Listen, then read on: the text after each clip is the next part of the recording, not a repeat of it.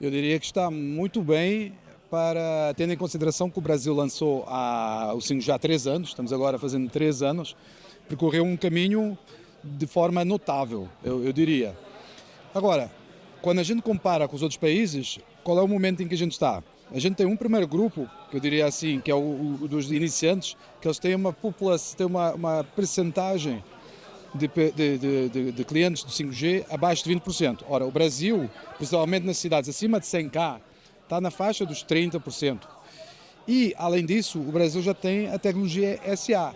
Então, a gente enxerga que o Brasil está numa segunda fase, que é do 5G em aceleração, mas dentro desse grupo, da segunda fase, eu diria que está bem posicionado para, muito em breve, ele se juntar aos países do terceiro pelotão, que são os países onde já têm 5G, onde a tecnologia USA já é utilizada de forma mais massiva e onde até a inteligência artificial já é um fator de planejamento e da arquitetura das redes móveis. Então, a gente diria que está na fase em que já aceleramos bastante, nestes 3 anos foi muito bom e agora estamos prontos para ir para a próxima fase. Você colocou essa fase de aceleração.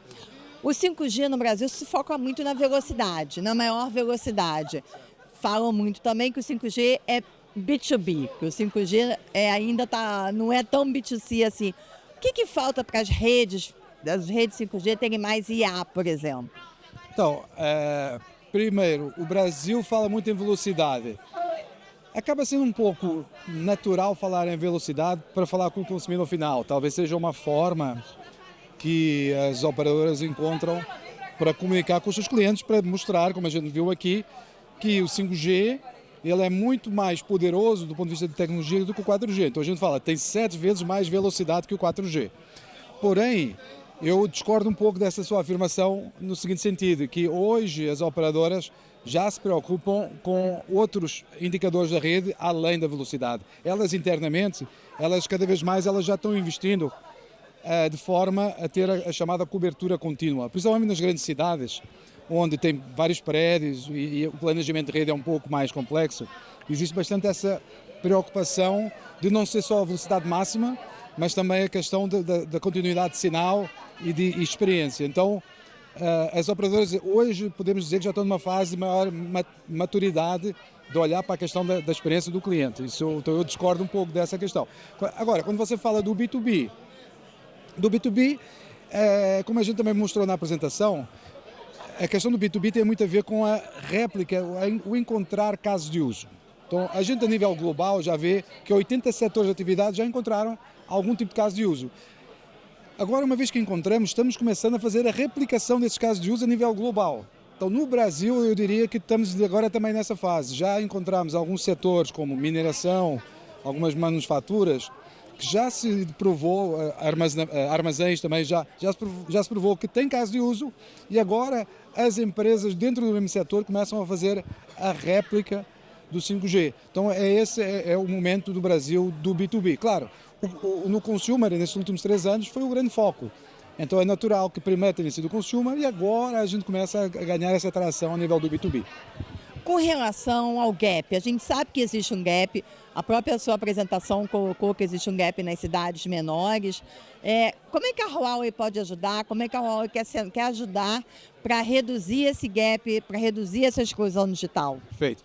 Então, como a gente viu, nas cidades maiores, eu diria que andámos muito bem, o foco foi maior. Só para termos ideia, na cidade acima de 100K, se eu tiver um SIM card de todas as operadoras, eu consigo 100% de cobertura 5G. Então eu tenho 5G em todas as cidades acima de 100K. Agora, a gente também vê que nas cidades menores temos alguns gaps de cobertura, que é natural, em 3 anos não era possível a gente chegar lá, mas temos gaps que às vezes têm dificuldade para as operadoras em fazer fechar a conta, vamos chamar assim. Então o que a gente está propondo aqui é que o governo, com os seus recursos, e entidades governamentais em geral, com os seus recursos que já estão hoje à disposição do mercado, as operadoras que já têm as suas obrigações e estão andando mais rápido do que as próprias obrigações, e a Huawei, a gente se sente e pensa assim, a Huawei, o que é que a gente traz? Tem tecnologia, tem as soluções tecnológicas e cada vez mais, inclusive aqui, a gente tem algumas soluções que elas permitem um retorno do investimento de uma forma muito mais eficiente. Então, o que a gente acredita é que a tecnologia é a solução para fechar esse gap, mas claro, a tecnologia sozinha não faz nada. Então, a tecnologia com operadoras e com os fundos do governo, a gente acredita que com estas soluções tecnológicas é possível fecharmos a conta e contribuir para o fechamento desses gaps que a gente ainda tem. A sua apresentação trouxe um ponto preocupante, que é com relação ao preço dos smartphones. Você disse que houve uma parada, houve uma estagnação e que eles estão muito acima do que poderiam estar. Por que houve essa parada e por que o smartphone 5G ainda está tão caro? Então, quando a gente fala em preço médio, parou de cair. Atenção, o preço médio parou de cair. Por quê? Porque o mix de aparelhos de alta gama e de baixa gama, o de baixa gama seria natural ele continuar a aumentar a percentagem. À medida que a tecnologia vai ficando mais madura, normalmente então o mercado começa a ser invadido por aparelhos com menos funcionalidades e um pouco mais simples, mas mais acessíveis. E o que a gente viu foi que isso não parou de acontecer. Ou seja, no 5G, ao contrário do 4G, que os aparelhos de média e baixa gama invadiram o mercado, inundaram o mercado, no Brasil a gente vê que o foco está sempre nos aparelhos de alta gama. Então é uma concorrência muito acirrada, mas muito focada nos aparelhos de baixa gama. Parece que ninguém ainda está olhando para este segmento de mercado que são os aparelhos de baixa e média gama 5G. Por causa disso, pela não massificação dos aparelhos de média e baixa gama, o 5G está indo numa velocidade abaixo do seu potencial. Porque se a gente tivesse tido mais aparelhos de gama baixa, com certeza a curva do 5G teria sido muito mais rápida. Então, em vez de a gente hoje ter 23% dos usuários com a tecnologia, certamente poderíamos ter muito mais. O que é possível fazer para baixar esse preço médio? Então, aqui não existe resposta mágica, porque a gente sabe há várias dificuldades estruturais, mas o que a gente aponta é que, primeiro, se identifica o problema. Acho que a questão é essa. Depois, ou fabricantes, ou operadoras, ou as próprias entidades governamentais verem ou repensarem as suas estratégias no sentido de ou termos fabricação local, com incentivos ou questões tarifárias, ou os próprios fornecedores de smartphones verem se têm condições para a fabricação local desses aparelhos de gama mais baixa, as próprias operadoras eventualmente pressionarem mais os fabricantes para ter aparelhos de gama baixa nos seus portfólios.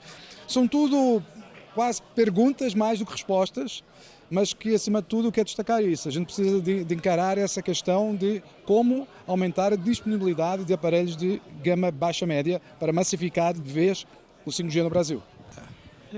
O que é preciso fazer para o 5G acontecer no Brasil? É absolutamente necessário esperar a faixa de 6 GHz? Então, conforme a gente hoje teve a oportunidade de discutir aqui no painel, ou no keynote speech, nesse caso, a resposta é não. Ou seja, dá perfeitamente para, com as bandas de espectro atuais, as operadoras fazerem o que a gente chama de carrier aggregation, ou agregação de bandas. O que é que a gente precisa para o 5G? Acho que talvez, explicando melhor essa questão, a gente precisa de ter os softwares de redes atualizados para a Release 18, lembrando que no Brasil, quando a gente começou, a gente lançou a Release 16, estão lá há 3 anos atrás, agora temos a 17.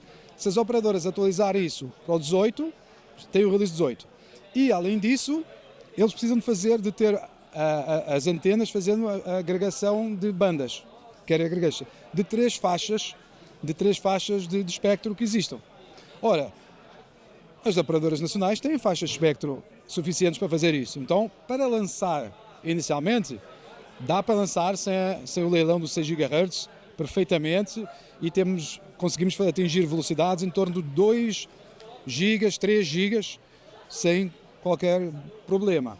Agora, se a gente quiser aumentar as velocidades para 5 GB, por exemplo, ou a gente quiser disponibilizar este tipo de serviço por uma população por um público um pouco mais abrangente, aí sim a gente vai precisar com certeza do novo espectro, dos 6 GHz. Mas vamos ter dispositivos? Já tem dispositivo? Perfeito, já tem dispositivos, ou seja, hoje praticamente todos os bons aparelhos de gama alta, eles já têm o que a gente chama a agregação de banda. Quando eu falei em agregação de banda, ou seja, do lado da antena tem que ter essa capacidade de juntar 3 bandas. E do lado do aparelho, o que é que ele precisa? Ele precisa ter um chipset que tenha a capacidade de processar 3 bandas em simultâneo, vamos chamar assim. Aí, o que é que está faltando só do lado dos aparelhos? É que os vendors atualizem os seus softwares, dependendo dos casos, podem necessitar de atualizar um software, aquela atualização via nuvem, não é? Das atualizações recorrentes, para, quando identificarem 3 bandas sendo utilizadas, elas fazerem aparecer o logo do 5G. Então é simples assim, mas muitos aparelhos hoje de gama alta, dos principais fabricantes, eles já suportam o 5G.